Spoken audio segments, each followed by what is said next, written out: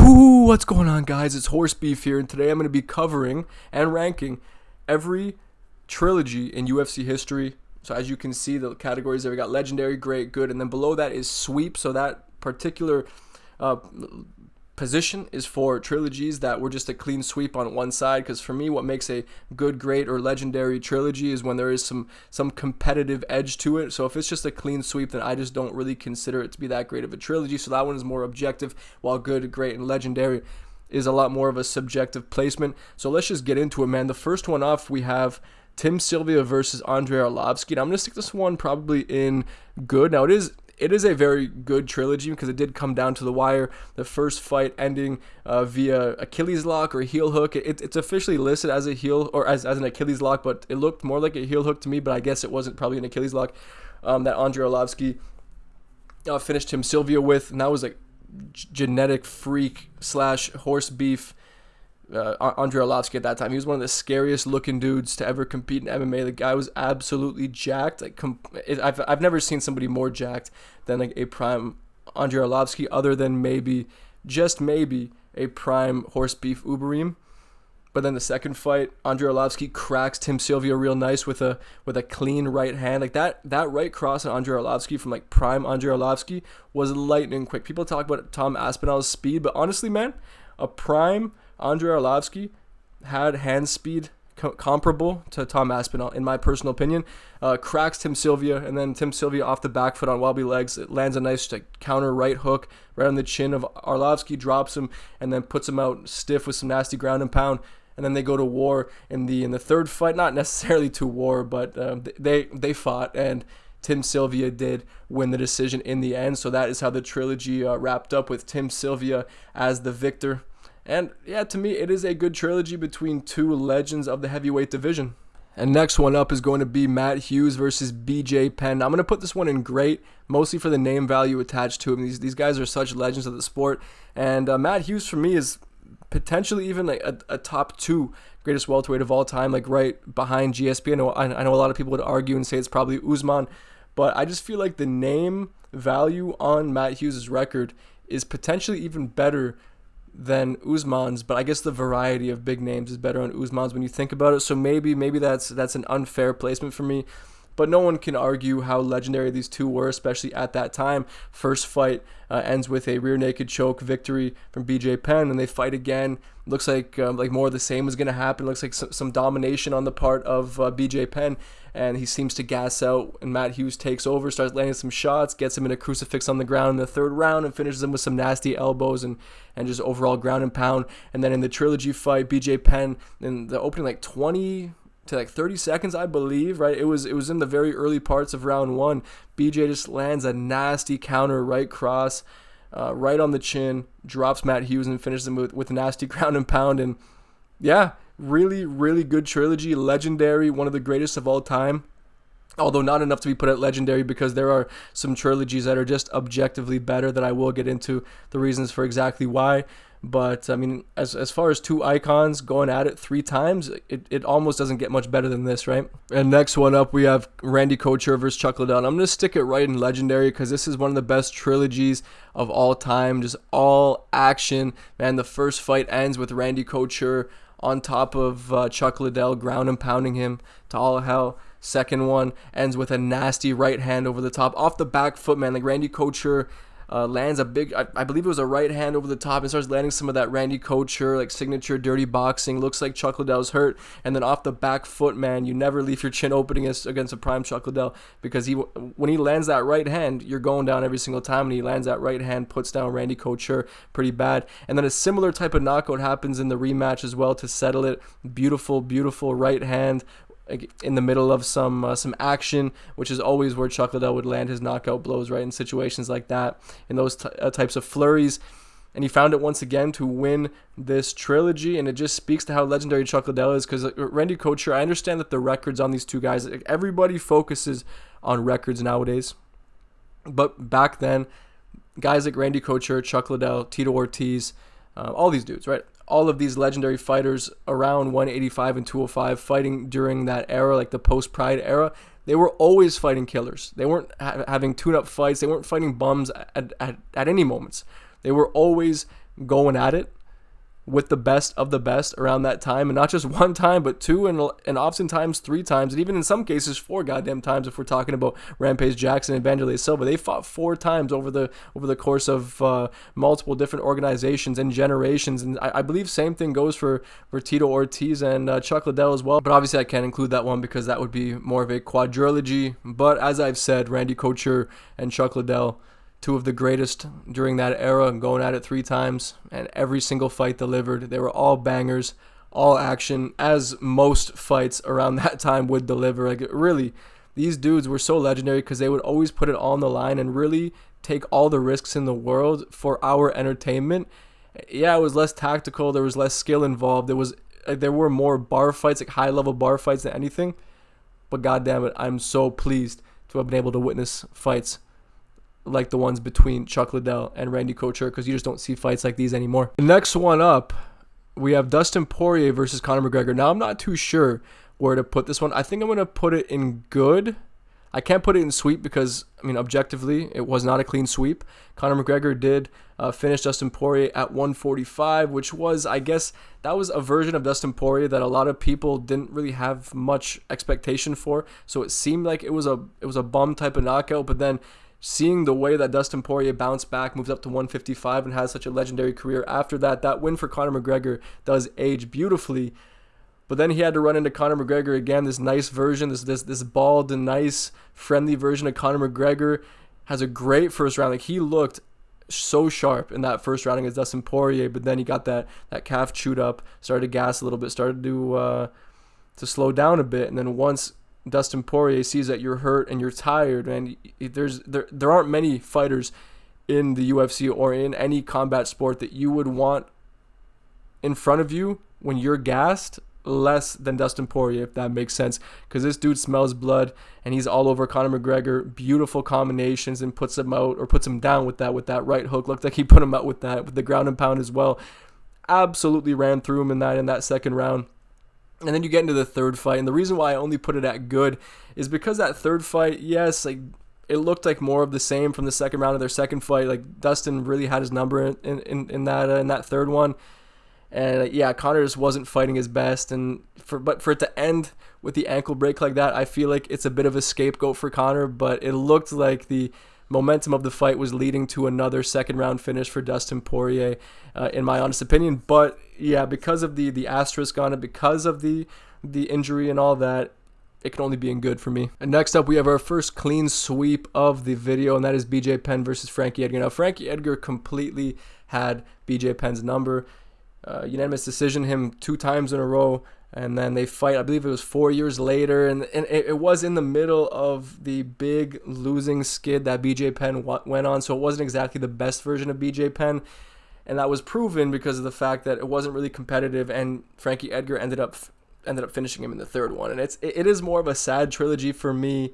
I don't love it. I mean, the fights are good for the most part, but mostly dominant by Frankie Edgar, and these were like the best versions of Frankie Edgar that we've seen in the UFC. Like, he looked so good against BJ Penn and just had the stylistic nightmare, man. Like, that pace that Frankie Edgar was able to put on guys, it was very, very tough to deal with. It really was, and that is exemplified 100%. And especially the decision victories, the first 2 against BJ Penn. Like, he was just all gas, no brakes, and BJ Penn was just never able to really keep up with guys that were able to put on such a high level pace like that.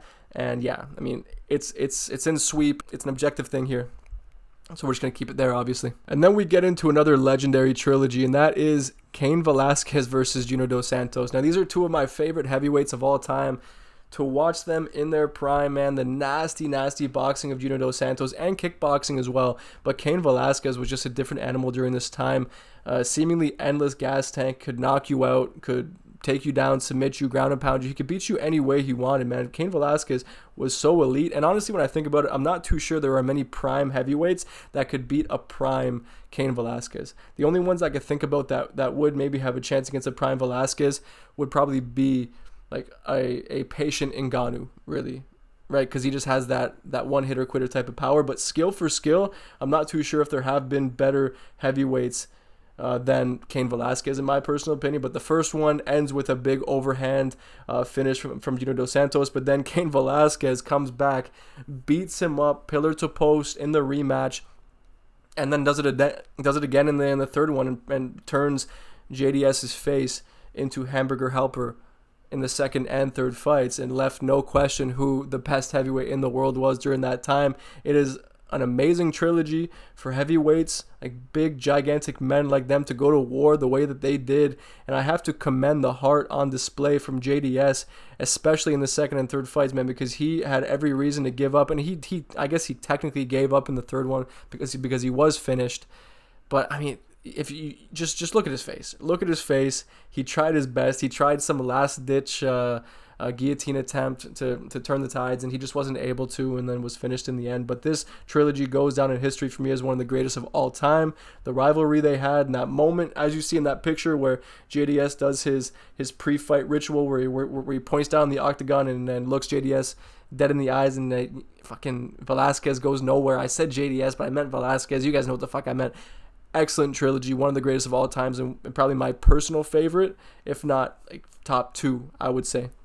And next one up, we have another great trilogy, and that is Georges St-Pierre versus Matt Hughes. Now, I believe Matt Hughes handed GSP the first loss of his entire MMA career, beat him via armbar, I believe in like the last second of round number 1, but then GSP proves exactly why he's the greatest of all time and avenges that loss. And the second one, head kick, beautiful, like I believe it was a lead, like a switch kick to the head, landed clean, drops him, and then finishes him with some ground and pound, and then comes back in the third and finishes him via armbar, which is the same submission that Matt Hughes finished him with in the first fight. So not only did he settle the trilogy and finish him twice, right, but they both finished one another, but he finished him in the end with the same move that Matt Hughes finished him with to hand him his first loss of his career. So he settled the score in more ways than one for me.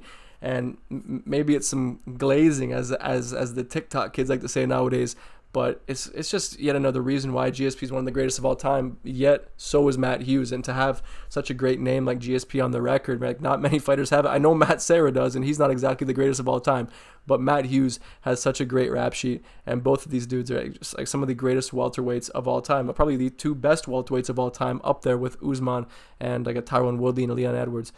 Man, legends, great trilogy.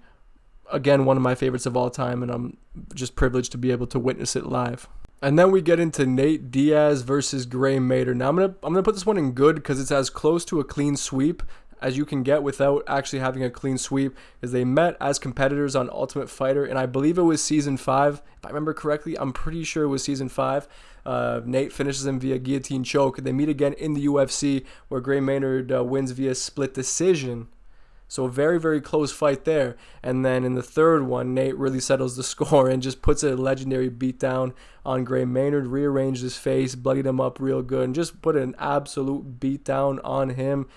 And it's such a reason for me why Nate Diaz is an anomaly of a fighter, a paradox. He makes no sense because he's such an underrated fighter while at the same time being such an overrated fighter. It makes no sense to me, but only someone as legendary as Nate Diaz can strike that kind of a balance. And I love him for it, and this trilogy is a pretty good one. And next one up, we have another trilogy that includes Gray Maynard, and that is Frankie Edgar versus Gray Maynard. Now, I'm going to stick this one right in legendary, mainly because two of these fights are on their own some of the best fights in UFC history.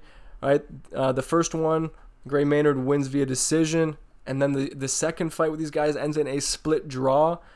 And the third fight, Frankie kind of settles the score with the knockout of Gray Maynard off the back foot as well. Like, he was completely getting beaten up in that fight and turned the tables, as Frankie Edgar, a prime Frankie Edgar, tended to do. And really, it's up there. When I said like a top 2 trilogy, when I was referring to Cain Velasquez versus JDS, I'm thinking that the other one will probably be Frankie Edgar and Gray Maynard. They just went at it each and every time they fought, and I just couldn't believe my eyes, the toughness on display from Frankie Edgar, getting cracked with some absolute bombs from Gray Maynard just to come back and have moments of his own. This trilogy included like one of the coolest takedowns of all time. If you remember the slam, like that it looked like a pump handle slam that you'd see in like the WWE from Frankie Edgar on Maynard.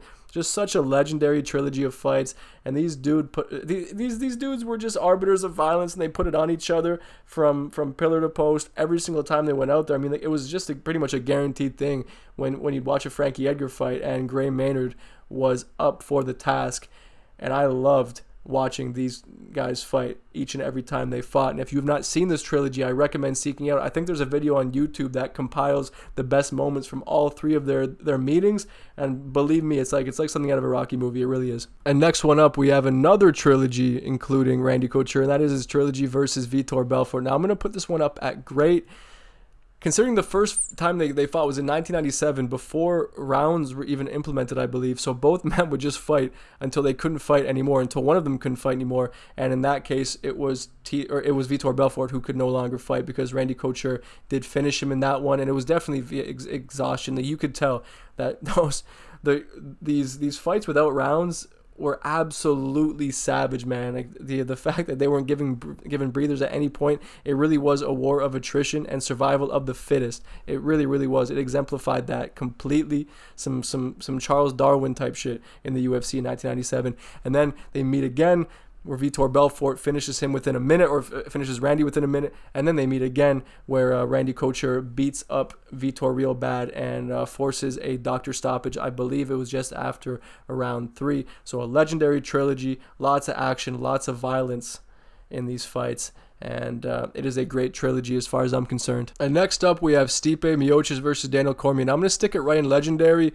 This is pretty much like this generation's version of Cain Velasquez versus Junior Dos Santos, two of the greatest heavyweights of all time, but especially of this current, or this, I guess, past generation, you would say, considering DC and Stipe are both in their 40s at this point.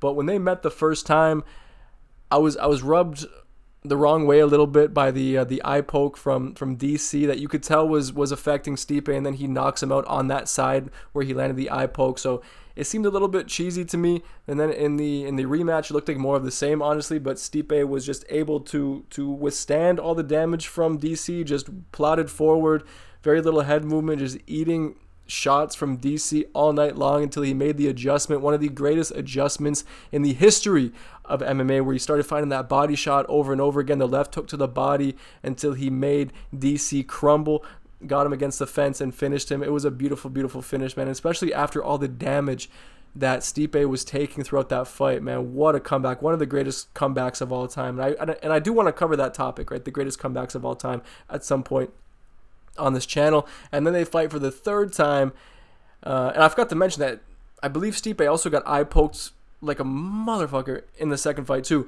And then they meet again, where Stipe lands probably the nastiest eye poke between them of all three fights, lands one of the nastiest eye pokes on DC, and just beats him up for the majority of that fight. Like, DC did have moments. I think he did win the first round, but following the first round, it was mostly one-way traffic from Stipe. He fought a beautiful fight, and I know there's a bit of an asterisk, I guess, with the eye poke, but at the end of the day, DC did land some pretty nasty eye pokes throughout all three fights, and I know he was complaining and whining about it in the end, and I get it. Like, the biggest damage was caused by Stipe's eye poke, but you cannot cry when you are guilty of the exact same thing, and not just in one fight, but across your entire career almost, or maybe post John Jones, because he clearly learned a very good lesson from John Jones throughout their two fights. But Stipe did cap that off with that victory, unanimous decision, and he earned it, I believe, because of those two wins over DC.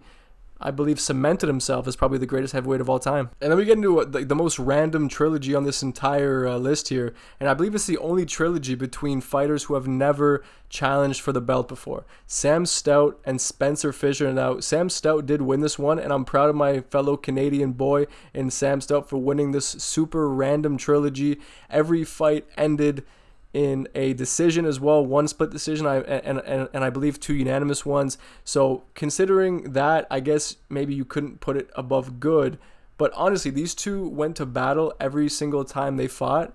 So as far as I'm concerned, that's about as good as finishes for me, because if you watch them fight all three times, the action is very, very fun. It's very high paced, and you can tell why they fought each other 3 times, because it just seems like these two dudes, man, Sam Stout and Spencer Fisher, the most random guys out there that were just put on this planet to fight each other over and over and over again.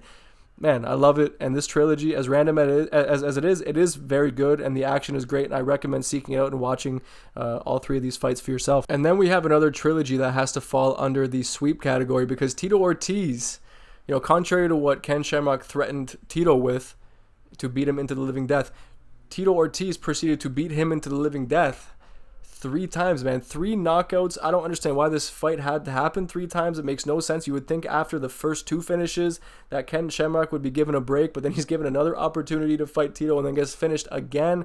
So yeah, I don't understand it. Really makes no sense, but I'm glad it happened. Maybe not for the brain of Ken Shamrock, but then again, I mean, Tito Ortiz has been ridden with CTE after these 3 fights. So in the end, if you think about it that way, Ken Shamrock did get his ultimate revenge. Now they both have CTE, and it's beautiful, and they can have CTE together. But yeah, this one has to be in sweep, absolutely. Like there's just no logical place to put it other than that. It's an objective thing. He swept him completely. And then we get another sweep right here, and that is going to be Volkanovski versus Max Holloway. Now, of all the sweeps, right, to have 3 victories over a single fighter, it almost doesn't get much more impressive than beating Max Holloway 3 times. Like the first win over Max that Volk landed, it aged very well, but then for him to do it 2 more times, I understand the second fight is a little bit controversial because some people think that Max deserved to win it, but you have to pay attention to the fact that Volk likely did do enough to win rounds 3, 4, and 5, made beautiful adjustments. And that first fight, I know some people said it was close, but when I watched it live, man, I scored every single round for Volkanovski. And then he proved that he was just levels above, at least on the night, right? I think if Max and Volk were to fight today, I believe Max would probably take it. But during their 3rd fight, man, Volkanovski put on one of the greatest performances we've ever seen.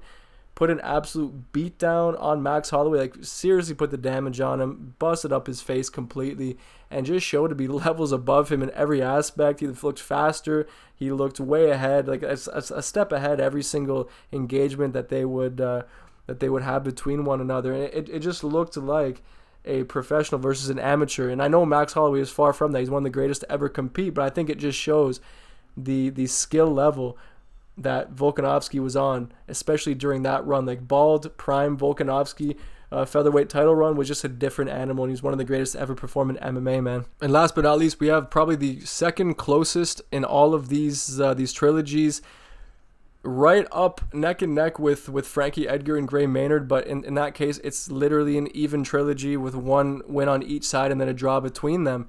But with Tito Ortiz and Forrest Griffin, the first time they met, Tito beat Forrest via split decision, and in the rematch, Forrest got him back with a split decision win and then won via unanimous decision. So very, very close without there being 1 win between and a draw like with Frankie and Gray. So extremely close, and the fights were fun. I mean, technique wasn't as prevalent in the UFC during that time. It's evolved big time since then. I mean, like they really were just bar fights back then, as I've said before, but 2 legends of the sport, and they deserve all the respect in the world. And I know Tito is goofed on quite a bit nowadays, but the man deserves respect, and we should be giving it to him while also making fun of him and his incredible use of the English language. But that is the tier list for you guys. If you enjoyed it, please let me know in the comment section below. And if you, as always, if you have any ideas for future tier lists or any type of video you'd like me to cover in the future, then please let me know in the comment section below. And as always, guys, I do appreciate you watching,